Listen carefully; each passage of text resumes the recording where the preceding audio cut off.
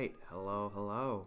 Welcome to the very first episode of the Weirdest of the Weird podcast. My name is Nathan, and today we're just going to be reviewing two films: The Master, directed by Paul Thomas Anderson, and Inherent Vice, also directed by Paul Thomas Anderson.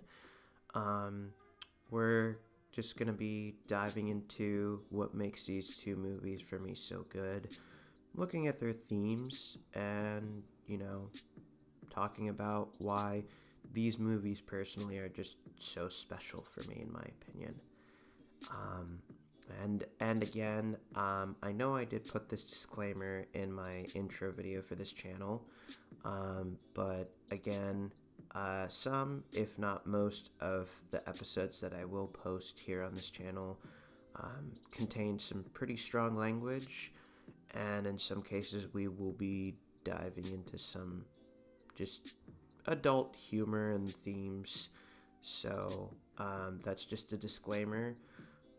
If there is an episode, I doubt it. If there is an episode that is tailored to kids, I will put that in that disclaimer at the beginning. But just for the time being, most of my episodes are not, made for kids at all. So just wanted to put that disclaimer out there. If you do enjoy the content that I'm putting up here, just be sure to give a like and subscribe. It would help me out a lot. I just realized in saying that kind of sounds like every YouTuber ever. But yeah, if you like what I'm doing, just be sure to give a like and subscribe. And of course, if you have any suggestions on what I want, if what I should talk about on this podcast, whether it be a TV show or a movie, or not even that, if you want me to touch on a topic of life you'd want me to talk about that I've personally experienced, just be sure to comment down below and let me know. So we're gonna be diving right into it, just talking about what makes these movies so good. So again, both The Master and Inherent Vice are both directed by Paul Thomas Anderson. The Master came out in 2012, and I believe Inherent Vice came out in 2014. Yeah, so there's like a 2-year difference between these movies. I can tell that most likely Paul Thomas Anderson really, because both movies have Joaquin Phoenix as a star actor in it, the main actor, and I can really tell, as with me personally, that Paul Thomas Anderson really did like what he saw in Joaquin Phoenix's acting. So after The Master, he's pretty sure just had him do another role. So I can see how that relationship kind of transpired between them. But just a brief synopsis about... Oh, yeah, also, disclaimer, I'll be going into spoilers for both these movies, so... yeah. But just a brief synopsis on The Master and Inherent Vice. So, The Master takes place, I would say, sometime after World War II, just as World War II is ending. And we follow a character named Freddy, played by Joaquin Phoenix, who really is, I say he's a very, to put it in layman's terms, I would just say that he's a batshit crazy person. He really just does not care what other people think of him. He's a drifter. He just goes around. He's he's very much so a womanizer. He's always trying to pick up women, always trying to have constant one-night stands with them. not having a care in the world of how he acts.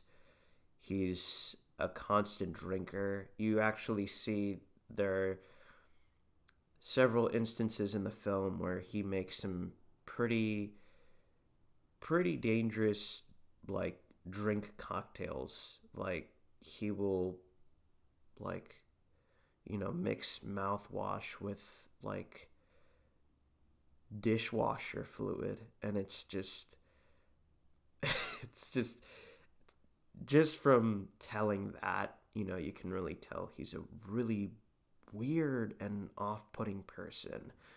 And you start to realize as the film goes on, before he meets the master, Philip Seymour Hoffman's character, he really is just kind of alone in life.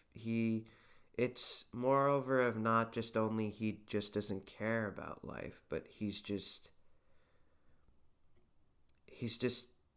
overly sad. I mean, that's the way that I interpret it. And he really is, again, has no aspirations and is just drifting about all over the place. But then this all changes when he meets the master, again, played by Philip Seymour Hoffman, and his congregation.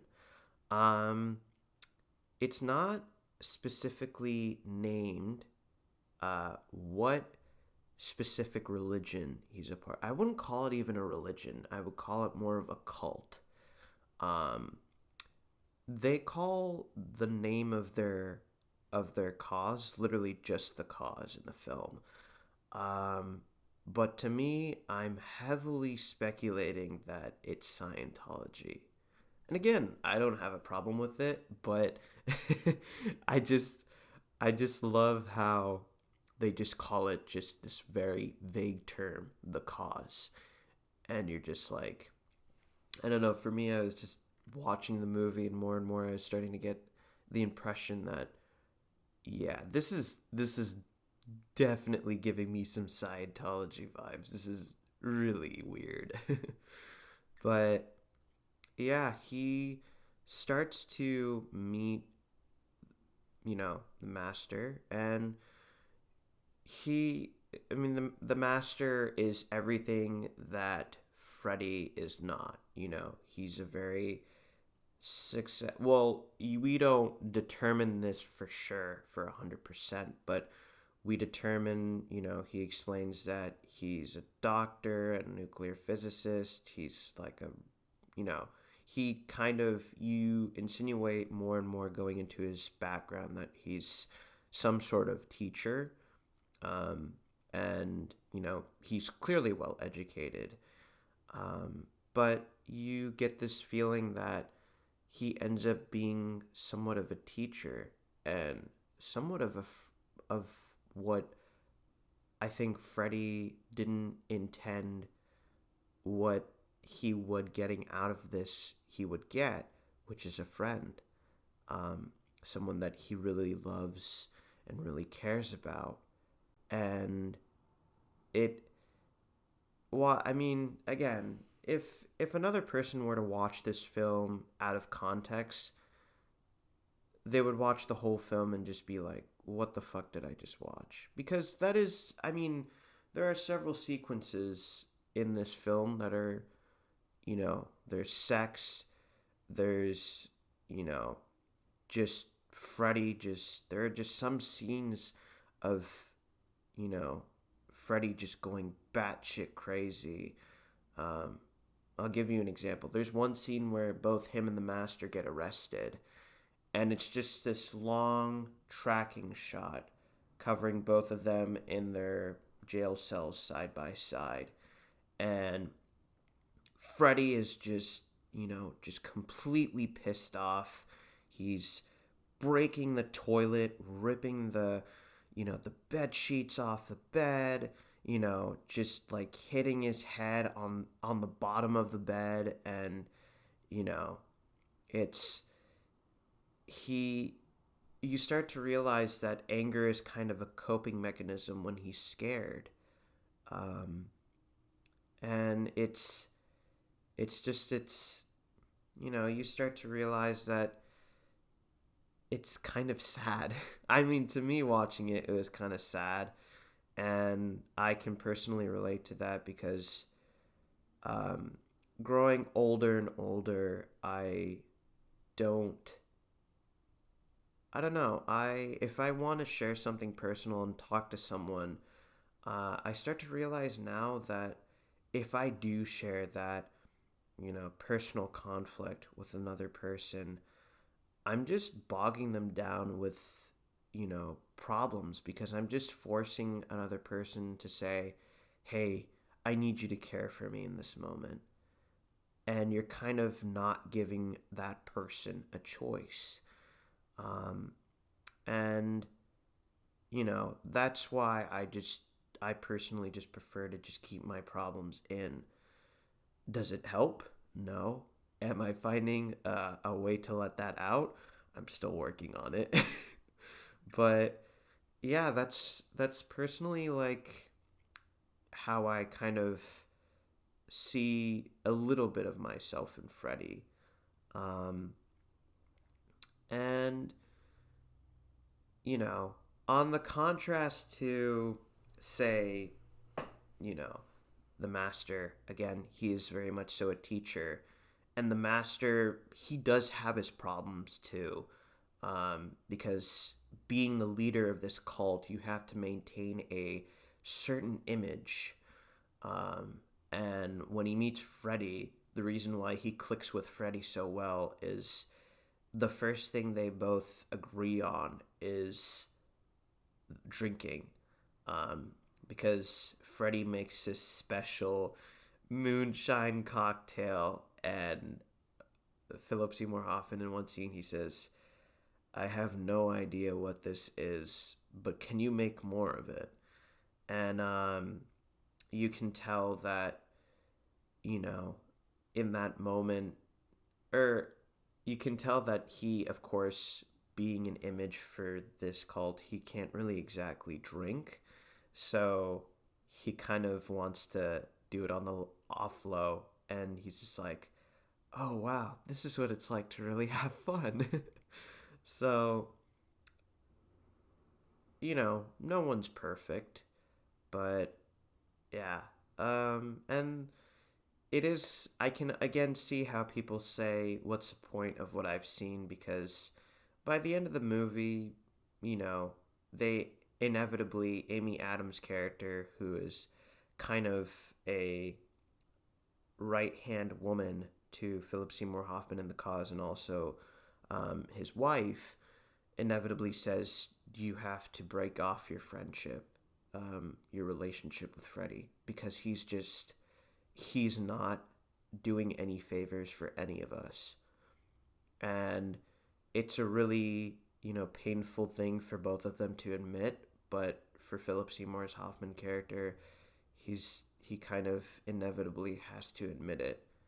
And so the end of the movie just ends with Freddy's character just going off and being a drifter again.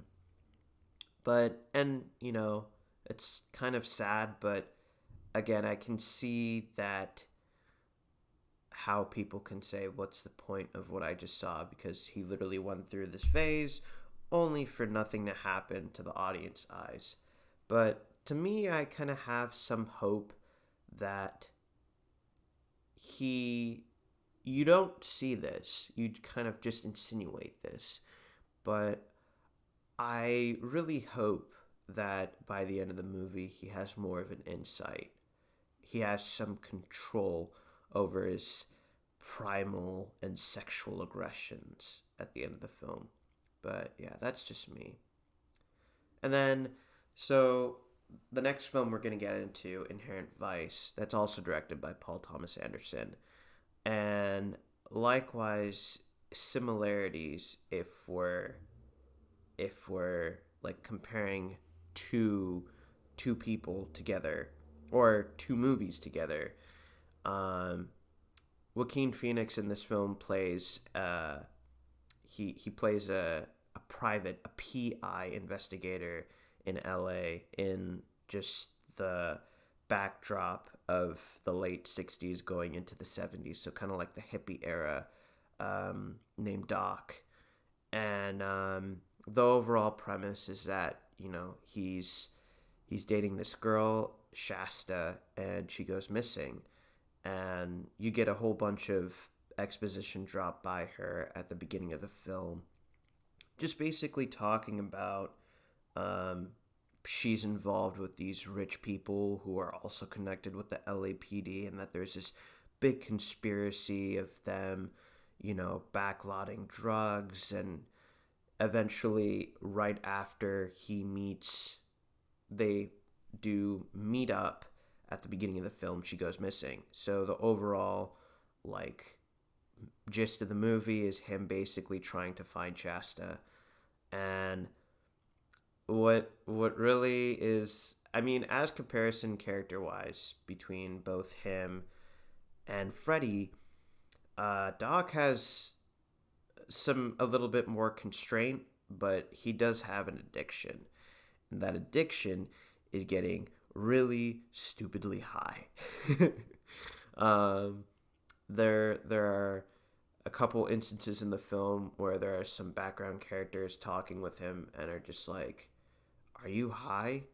Are you sure is it healthy for you to be doing this amount of ecstasy and drugs while you're actively trying to pursue a case? Are you sure that's it?" But it's not just him in the movie, because again, this movie does take place in California in the backdrop of, you know, the hippie era. So it's not just him. There's like a whole bunch of characters, smoking, doing pot, all those things.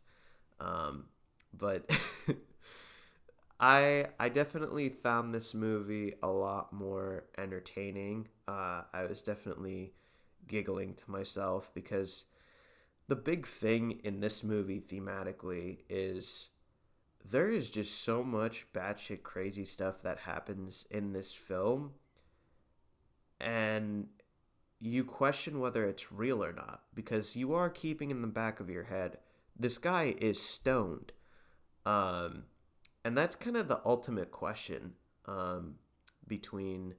I would like to draw similarities between The Master and Inherent Vice, because I think if you look at the cinematography for both of these films, a lot of it is, and this is what I love about both of these movies, by the way, is that it's able to keep these wide, wide as in it's able to get the full picture, if not more of the background.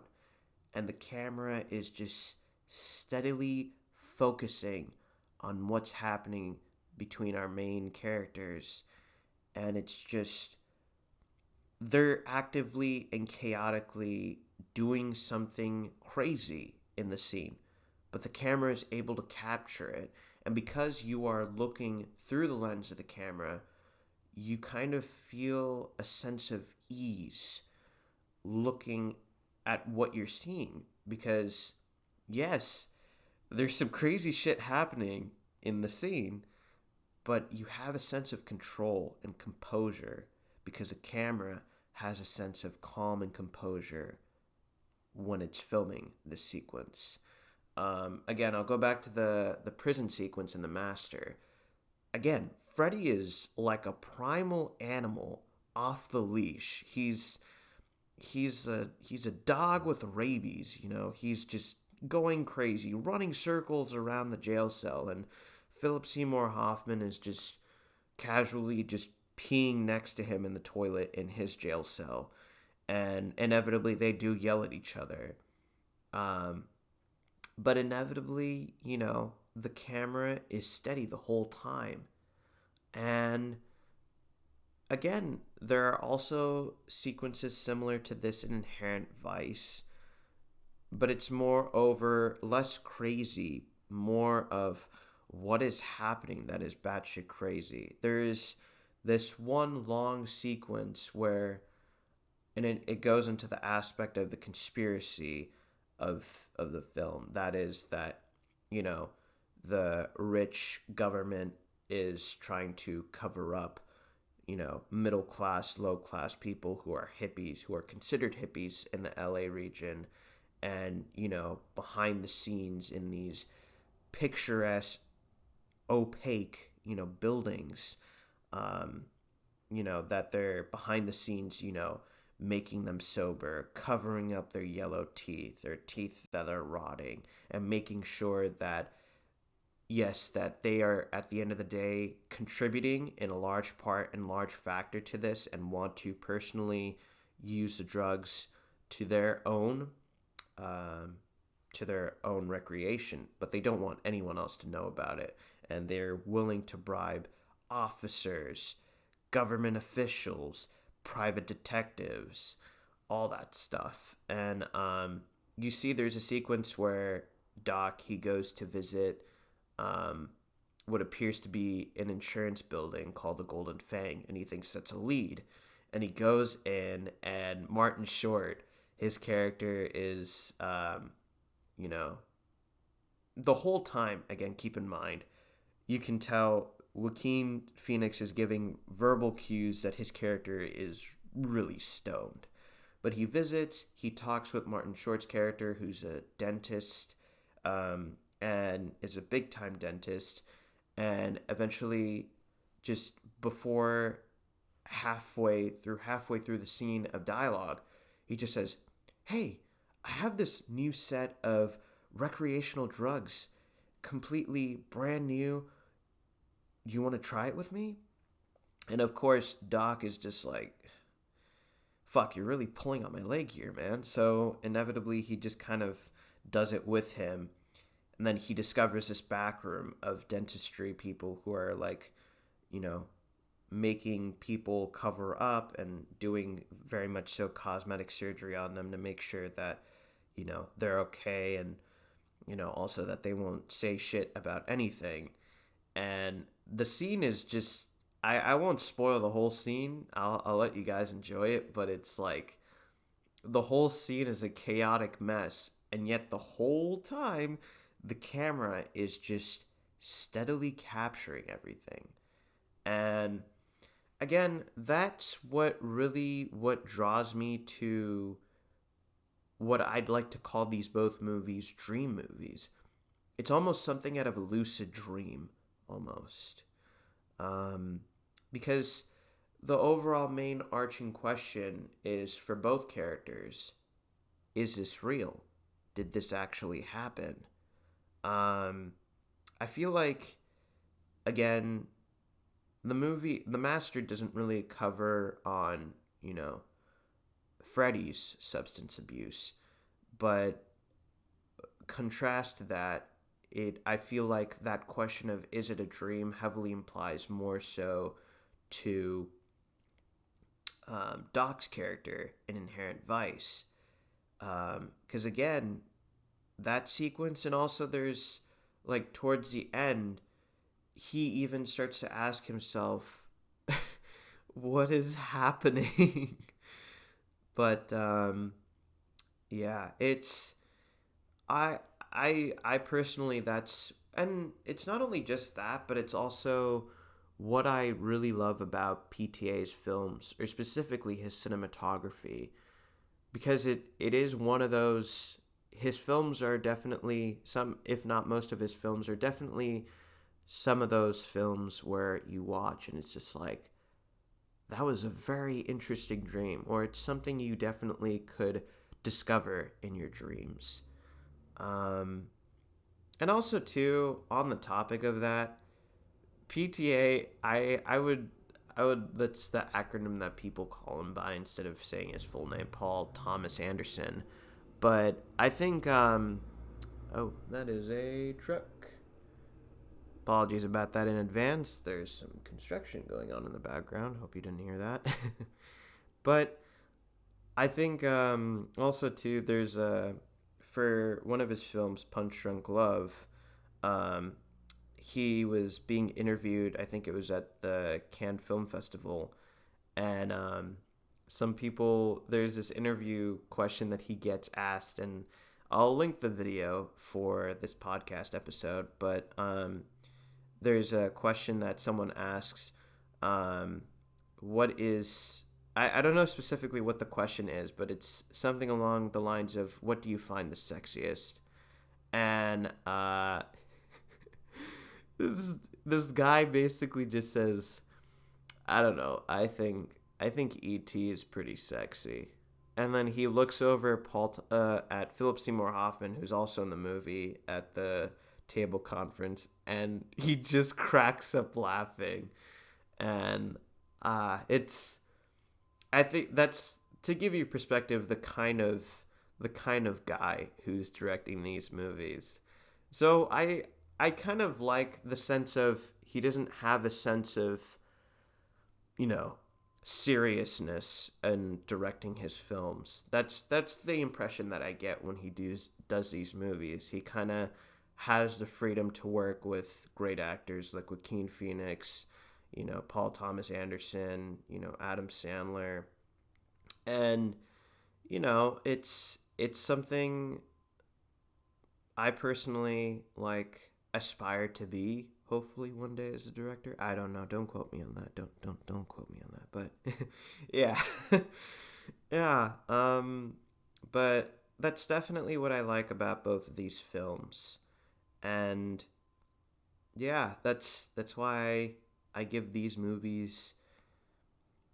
I'd give them personally an A- in my book, but yeah, I highly recommend you guys go watch it. The Master hopefully is still on Netflix. I think it is. Um, Inherent Vice, I had to kind of just watch it someplace else, like a VOD. But yeah, I highly recommend that you guys watch both of these movies, and also other Paul Thomas Anderson movies too. Um, the latest movie that came out was in Licorice Pizza. I still have to watch it. I still also, I will be, covering further, other Paul Thomas Anderson movies in the later down, the podcast episodes. I know for a fact I'll be covering There Will Be Blood. Um, and yeah, I'll see if I'll watch Licorice Pizza, and I also still have to watch Boogie Nights, which is also also really much so a cult classic, not in just PTA circumstances, but just movies in general. And I also do plan on watching Magnolia. Um, but yeah, um, that's my that's my 2 cents on the Master and Inherent Vice. Um, but yeah, that's if I could state it overall in a sentence. Both of these movies do capture chaos. Uh, I would say both characters are, both most people would consider them pretty weird and batshit crazy, but for what these movies capture about the vulnerability and overall set standards of both main characters in these films, um, I love it. I just love it. It's just I don't know. Um, but yeah, again, disclaimer: both these movies are R-rated. In case you haven't, told by what I was talking about thematically about both of these movies. Um, they're both R-rated for coarse language, really, really just foul mouth language. There is a sex scene in Inherent Vice that uh, I it's something I personally frown upon. But I don't want to I don't want to go into detail about it because already you know I don't want to get demonetized and have my video age restricted on YouTube. But yeah, just a disclaimer going into both these movies. Um, and just before we click off here, just a short.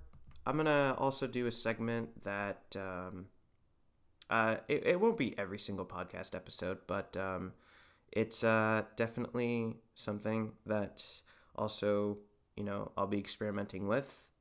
Just quick movie reviews that I don't think I need to explain more of, and explain either why I loved or why I hated it.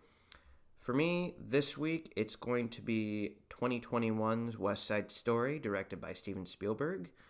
I love this movie. I would consider it in my top 250. The cinematography alone is, my goodness, it's amazing. It's some of the widest shots I've ever seen, and if I were to personally describe it, it would be cinematography fit for a director as great as Steven Spielberg.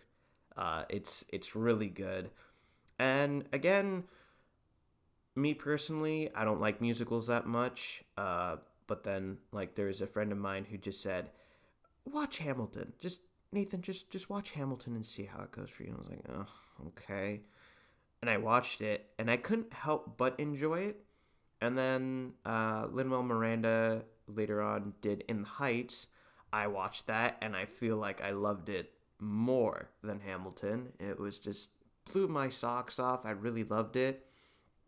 And then there's West Side Story, the Steven Spielberg one. I've only seen maybe like bits and pieces, very like little bits and pieces of the 1950 version. Or hang on, what year did West Side Story come out?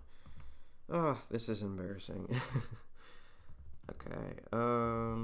Yeah, okay. Not in 1950, 1961. I have only barely seen like bits and pieces of the 1961 adaptation of the show. Um, but yeah, I just, I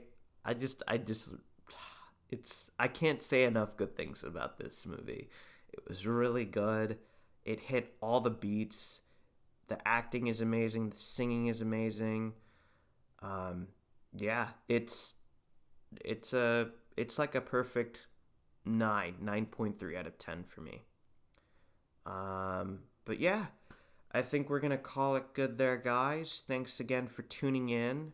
Um, yeah. Again, if you like what you're hearing here, don't have to, but if you like what you're hearing, just be sure to like and subscribe. And if you want me to cover anything else in another episode, be sure to comment down below and let me know. All right, guys. I'll see you on the flip side.